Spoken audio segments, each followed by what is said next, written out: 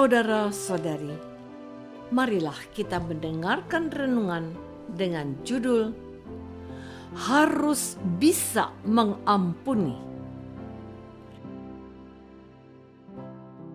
yang berdasarkan pada Injil Matius bab 18 ayat 21 dan 22. Kemudian datanglah Petrus dan berkata kepada Yesus, "Tuhan, sampai berapa kali aku harus mengampuni saudaraku jika ia berbuat dosa terhadap aku?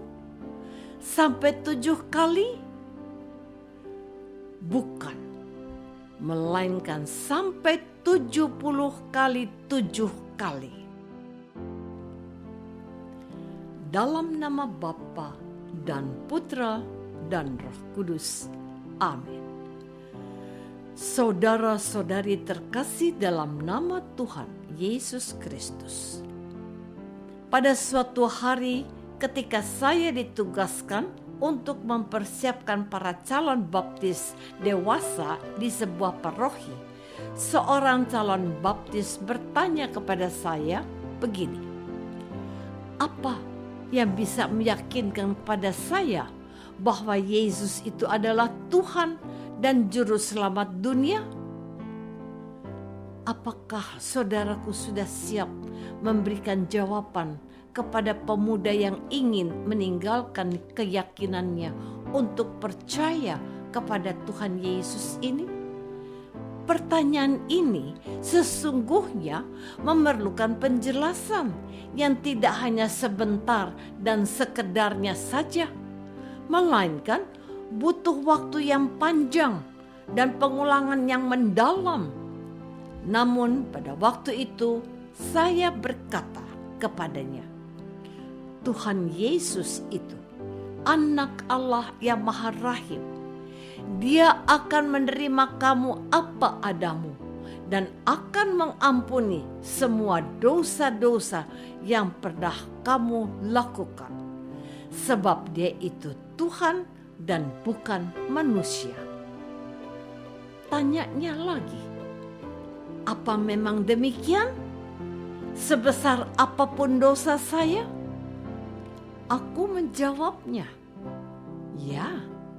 Yang penting engkau menyesal dan bertobat untuk mengulangi kesalahan yang sama.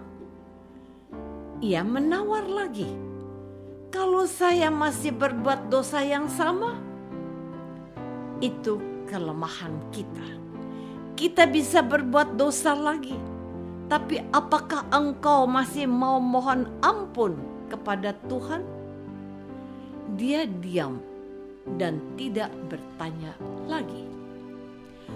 Saudara-saudari terkasih, apa yang ditanyakan si calon baptis itu berbanding lurus dengan pertanyaan Santo Petrus yang akhirnya ditetapkan oleh Tuhan Yesus sebagai gembala yang utama.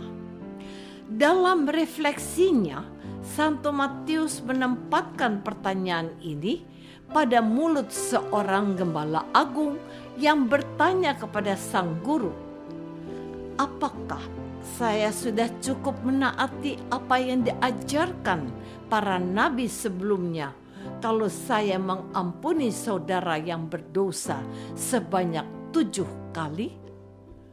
Tuhan Yesus memberikan jawaban kepada Petrus. Firman-Nya, bukan. Aku berkata kepadamu, bukan sampai 7 kali, melainkan sampai 70 kali 7 kali. Secara matematis itu setara dengan 490 kali. Betul? Itu banyak sekali. Apa bisa? Harus bisa. Sebab itulah yang dikehendaki oleh Bapa yang di surga, yang Maha Rahim dan Maha Pengampun. Mengampuni itu harus, bukan pilihan.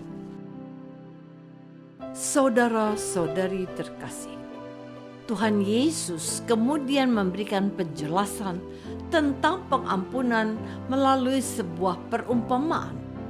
Seperti seorang raja yang membebaskan hambanya dari hutang-hutangnya karena ia memintanya.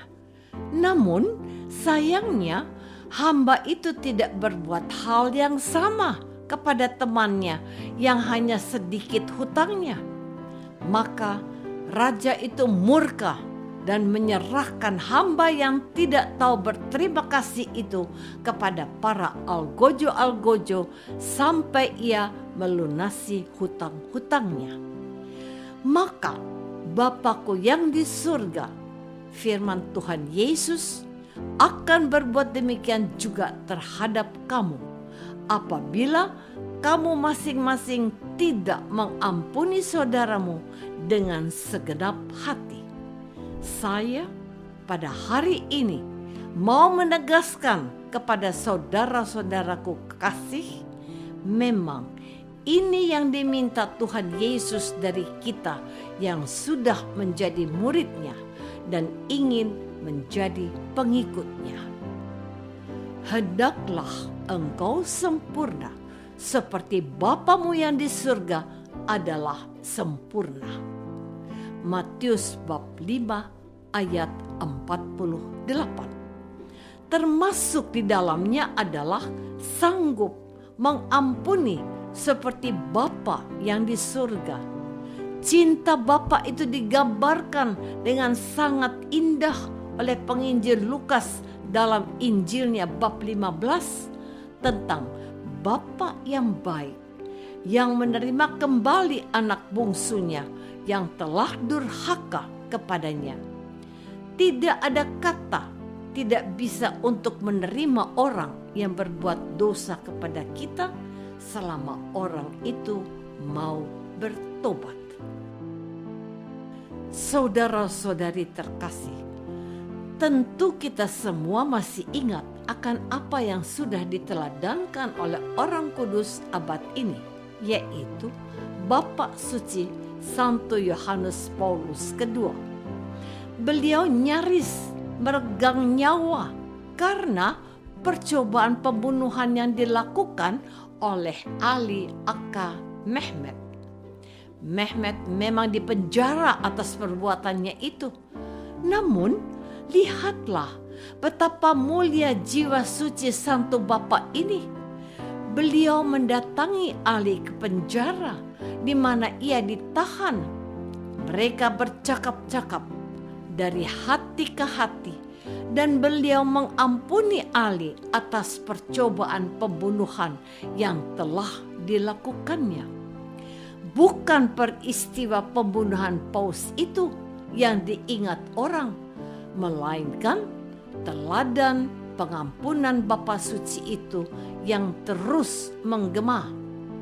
Saya hari ini mengingatkan kembali kepadamu. Teladan suci sudah diberikan oleh Paus kita yang tulus hati.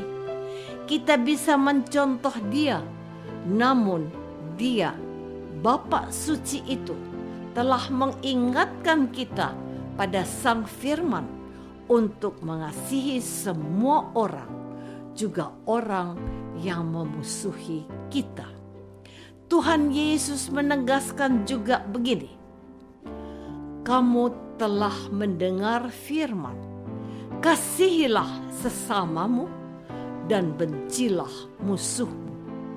Tetapi aku berkata kepadamu, kasihilah musuhmu dan berdoalah bagi mereka yang menganiaya kamu. Matius bab 5 ayat 43 dan 44. Inilah inti dari ajaran Yesus.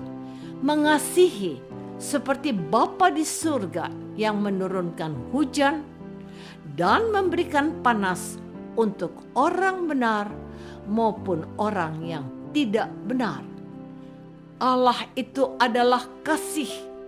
Jadi, kalau kita adalah anak Allah, kita juga harus mengasihi seperti Allah juga. apakah aku siap mengampuni dengan tulus hati, seperti Tuhan mengampuni aku? Marilah kita berdoa. Bapa yang Maha Baik, Tuhan Yesus menuntut kami untuk menunjukkan identitas kami seperti kesempurnaan Bapa yang harus bisa mengampuni dengan tulus dan tanpa syarat. Bantulah kami untuk bisa melakukannya demi Kristus Tuhan kami. Amin. Semoga kita semua selalu dinaungi dan dibimbing oleh berkat Allah yang Maha Kuasa, Bapa dan Putra dan Roh Kudus. Amin.